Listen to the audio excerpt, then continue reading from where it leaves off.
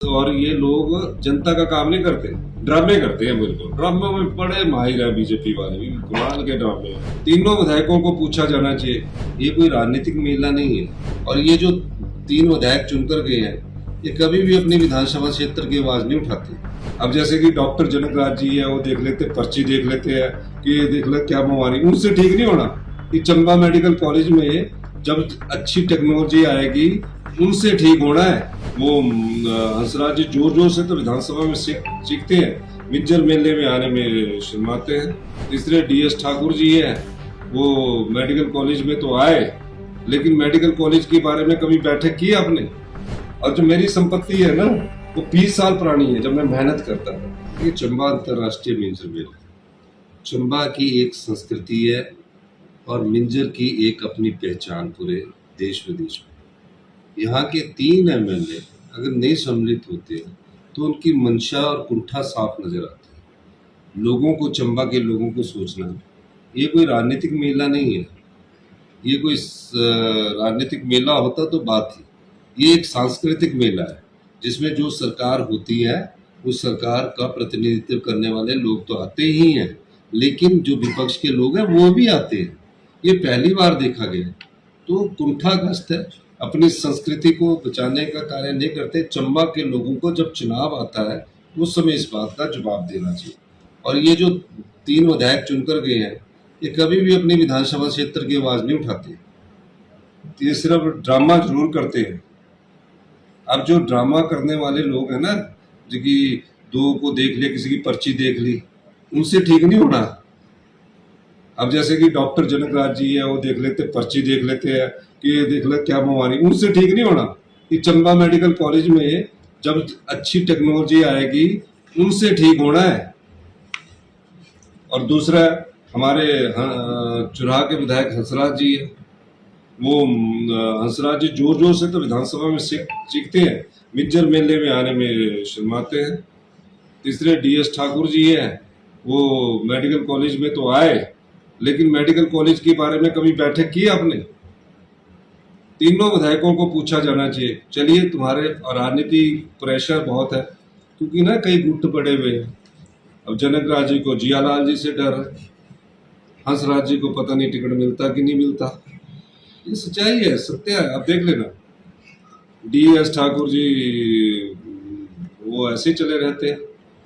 हमारे तो हम इनकी बीजेपी की 5 गुट बटे हुए हैं, और सच्चाई ये है कि इनकी लड़ाई बहुत ज्यादा है। और ये लोग जनता का काम नहीं करते, ड्रामे करते हैं। बिल्कुल ड्रामे में बड़े माहिर है बीजेपी वाले भी, कमाल के ड्रामे हैं। सच्चाई बता रहा हूँ, ड्रामे वाले हैं। कुछ किया इन्होंने जनता के लिए? कभी कोई सोच सकता था कि CBSE स्कूल में गांव का बच्चा पढ़ेगा? कभी कोई सोच सकता है? एक सेंटर स्कूल देने के लिए 20-20 साल लग जाते थे, डेपुटेशन मांग करते थे। आज हम CBSE स्कूल सेंटर स्कूल से अच्छे बना रहे हैं। कभी कोई सोच सकता था कि मेडिकल कॉलेज में आके कोई मुख्यमंत्री, कोई अध्यक्ष, विधानसभा के स्पीकर महोदय और कोई लोकल विधायक ने कभी मीटिंग की होगी? इतिहास गवाह है। इतिहास के पन्ने पलट कर देखिए, हम जिस चीज को देखते हैं उसको अमली जामा पहनाते हैं।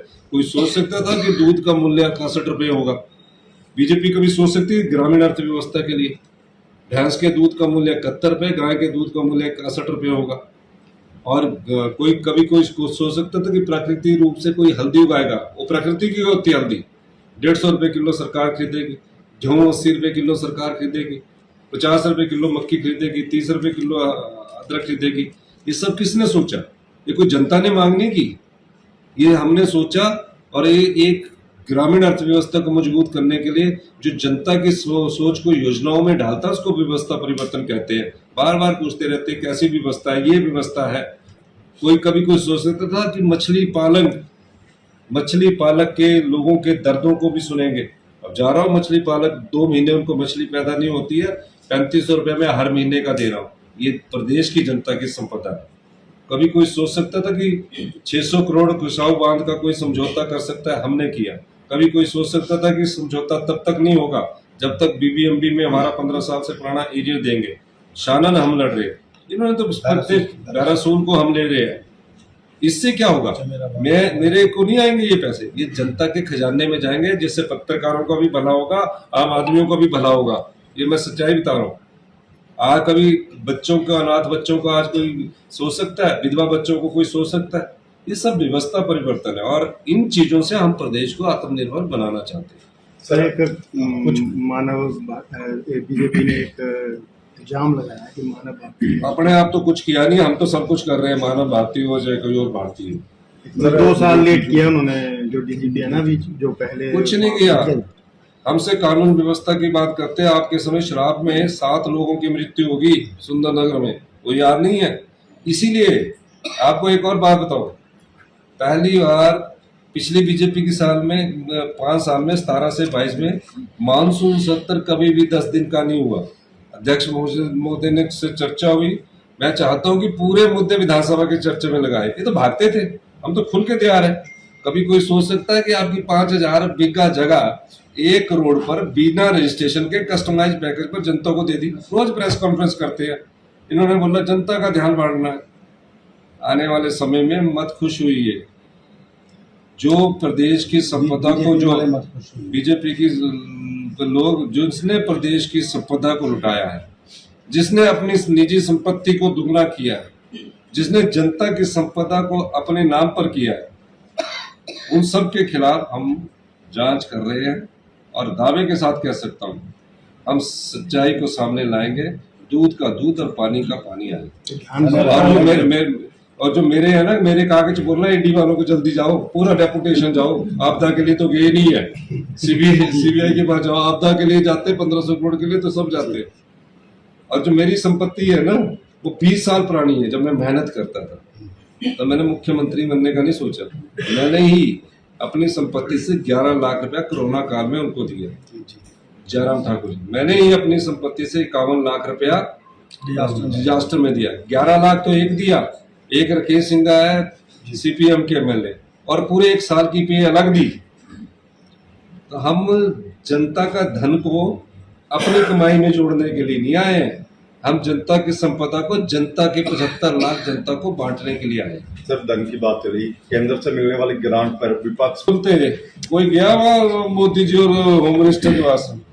कोई नहीं बोल सकता। चारों में से एक तस्वीर दिखा दो जो आपदा के लिए उन्होंने फोटो खिंचवाई हो। मोदी जी के पास भी और प्रधानमंत्री जी के पास भी। इनसे अच्छा तो मेरा मुंह खुल जाता है। शुक्र करो मैं यहाँ आ गया। सर, एक साल से ऊपर हो गया है, 1500 करोड़ अभी तक। अब आप पूछो बीजेपी वालों से, मैंने तो नहीं मांगे थे ना 1500 करोड़। उन्होंने घोषणा की थी। गे कोई बीजेपी के विधायक रोज आगे कि सारी जगह प्रेस प्रेस कॉन्फ्रेंस करो, और ये 9-10 गे में ना, ये खोदड़ पाएंगे वहां। ये बीजेपी का सत्यानाश करेंगे। बीजेपी का सत्यानाश करने के लिए गए हुए हैं। और जिनके घरों में ये जा रहे हैं ना हलवा पूरी खाने के लिए जन्मदिन वाले दिन, ये आपको आने वाले समय में पता लगेगा। सच्चाई बता रहा हूँ। हिमाचल की वादियों में एक नाम है जो सिर्फ पढ़ाता नहीं, भविष्य बनाता है। Himalayan group of professional institutions, जहां शिक्षा मिलती है दिशा के साथ। चाहे इंजीनियरिंग हो, लॉ, फार्मेसी या नर्सिंग, हर स्ट्रीम में आधुनिक इंफ्रास्ट्रक्चर, अनुभवी फैकल्टी और ग्लोबल एक्सपोजर। यहाँ हर क्लासरूम से निकलता है एक नया चैप्टर सफलता का।